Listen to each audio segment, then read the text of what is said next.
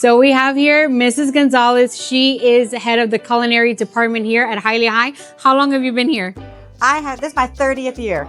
30 years. So when I was here, you were here. Yes. But I didn't really know that there was a culinary department. So But you had friends in it. But I had friends. And the best part is that I get to come back once a tea bread, always a tea bread. And I get to come back to work with you and your students, and they were all amazing today. So thank you. And she's welcome anytime. She's amazing. The students love her. Thank you. So Awesome. Thank you for what you do. We appreciate it. And you're the ones that inspire us. And vice versa. Thank you. So guys, good morning. I'm Edie, okay? I graduated class of 2001. I am a former tea bread, so is Ray. And we're a couple Cuban kids from Hialeah. I know that Hialeah is mainly 99.9% Hispanic, Cuban, immigrants. We're first generation Cuban Americans. Our parents immigrated from Cuba. Living in Hialeah, we didn't have much. Our parents really didn't have much money. I always had an interest in cooking, but I didn't think that I would have a future in it. I saw myself as somebody who I'm gonna go to school for something else. I need to get out of Hialeah and make something of myself because my parents came here. Nobody in my family went to college, except for me. Being somebody from here, I didn't think that, I went to University of Miami for the first year. I applied to UM, got accepted. I'm like, all right, I'm out of here, let's go. And I was there for only a year because I did something that I thought everybody wanted me to do, and I didn't do what I really wanted to do. And being in UM, I felt like even though it's in Miami, I was out of place. Like those are a bunch of people that are not from Miami, from New York, driving their Beamers, carrying around Louis and Gucci, and that wasn't me. Like I was carrying around, guess if I was lucky. That point when I left UM, I decided, you know what, I'm gonna do what I wanna do. I'm gonna do what I know that I can do. And even though I'm from Hialeah and I'm a minority, that's not gonna let anything stop me. So Ray and I ended up moving to New York, and we lived there for 4 years. He went to nursing school. I started in the restaurant business. I tried to apply to culinary school, and guess what? I couldn't afford it. My parents didn't have money for me. They didn't have money for my college. I wasn't a trust fund baby. I was able to get some scholarship, but UM took all of that. So as Hialeah would, Hialeah creates people that are hardworking. We work hard. We're people with grit. And I started as a hostess at Macaroni Grill at 19 years old in Doral. Did I know anything of the restaurant business? No. Did I go to school? No. All I knew was to work hard, and I worked my way up. Even though I didn't have a degree, anybody in that room, I was gonna be the hardest working person in that room. Even if I was a hostess, I was gonna be the best hostess. When I was a server, I was gonna be the best server. I was gonna be the one hustling and making more money than anybody else. When I was a cook, all I watched was the Food Network. I had cookbooks. Nobody professionally taught me how to cook, but I was gonna go in there and take the training and be the hardest working person in there. Listen to what I was told and do what, I was told to do. As our parents raised us to be. Do you question your parents? Do they give you a choice? No. If you gotta clean your room, you gotta clean, right? If you gotta wash the dishes, there's no, Mom, I don't want to. No, you gotta wash, because that's how we're raised in communities like this. Working my way up, 16 years in the restaurant business. I was assistant general manager. I worked in multiple restaurants, trained corporate, all of that stuff. And now I'm writing my own cookbook. Why? Because I can. Is anybody publishing me? Nope. I don't need anybody to publish me. You guys are growing up in the age of AI, internet, Instagram, TikTok. I can be my own Food Network star without anybody even, going to network TV. I put myself on TikTok, Instagram, and YouTube. Make content, be myself, not trying to be anybody else I'm not. And that's how I get it done. That's the Hialeah in me.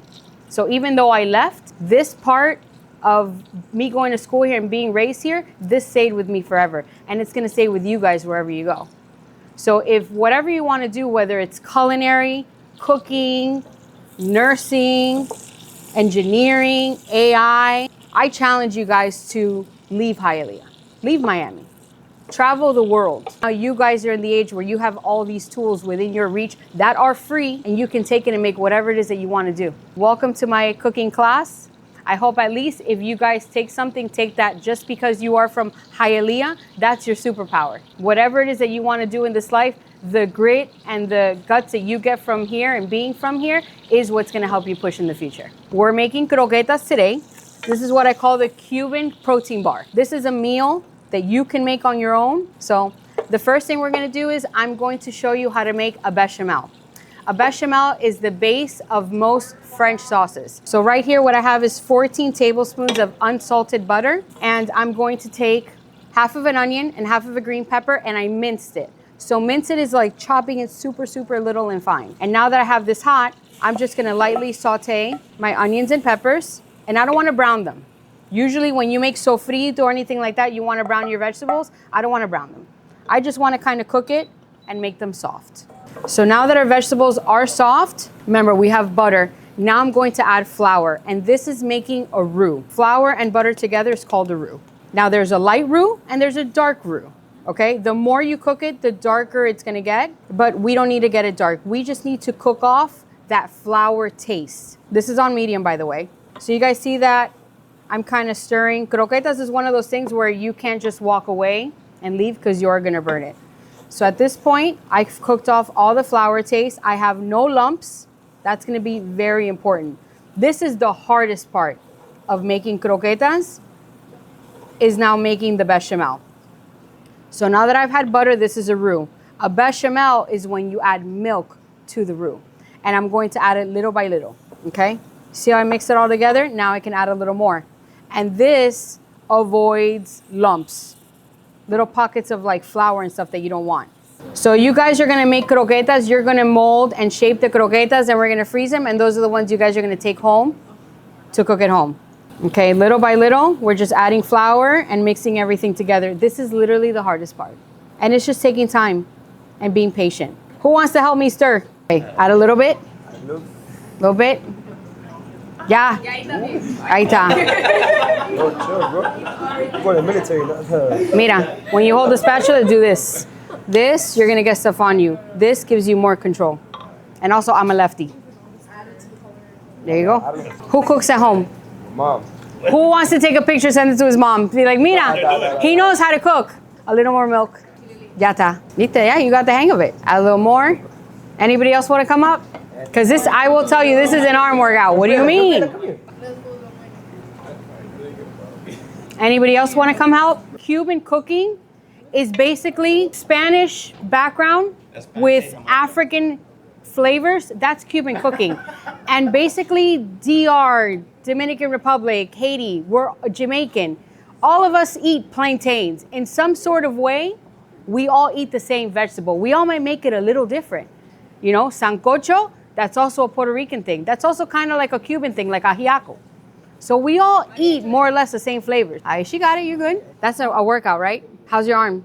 It hurts. It's a workout, right? I got you, thank you. So you see it's turning into a paste, right? Now, the croquetas that we're making today are ham, okay? But with this base that I'm making right now, you can add meat, you can add chorizo, bacalao, you can add cheese, any different kind of chorizo. So this is a croqueta base that you can add any kind of protein that you want. All right, this is the last of the milk. This is our bechamel.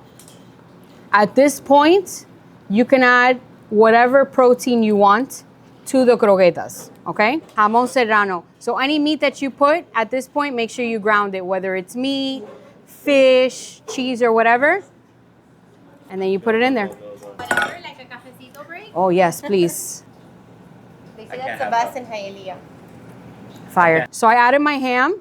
Now you see, it's like a paste. I'm gonna add parsley, perejil. And a lot of people will tell you that a traditional Spanish croqueta, a lot of people don't put green pepper, but my mom does. So what I'm showing you is my mom's recipe. I added ham. Ham is already salty. So for this, I only need to add a little bit of salt. I have nutmeg. Nutmeg is fresh. Okay, this is when it's best. A little bit of nutmeg. Now we're adding a little bit of salt, and that's your croqueta mix, guys. That's it. The hardest part was this. My mom says that this is ready when it starts unsticking itself off the pan. So if you can start stirring it and you see that it unsticks itself, this is ready to go. Turn it off. We have a half sheet tray here, and then we're gonna put this on the pan, and then on top of it, I'm gonna put plastic wrap to contact with the croqueta mix because I don't want it to develop a skin. This is what you guys are gonna get in your workstations, okay? There's some that are labeled ham, and there's some that are labeled meat. Ham croqueta, meat croquetas, okay? And then while you do that, I'm going to fry croquetas so we can eat. I like to wear gloves at this part because the mix is sticky. So you're gonna get a scoop of this. This is about a tablespoon, okay? Roll it into a ball, and then you're just gonna roll it back and forth until you get something that looks and is shaped like a croqueta. We're gonna bread it first. Now, I double bread it. So in your workstation, you have eggs. You're gonna whisk the eggs until they're very, very liquefied. Very, like, don't just whisk it a couple times. No, it has to be liquefied. You dip it in the egg and then back in the breadcrumbs.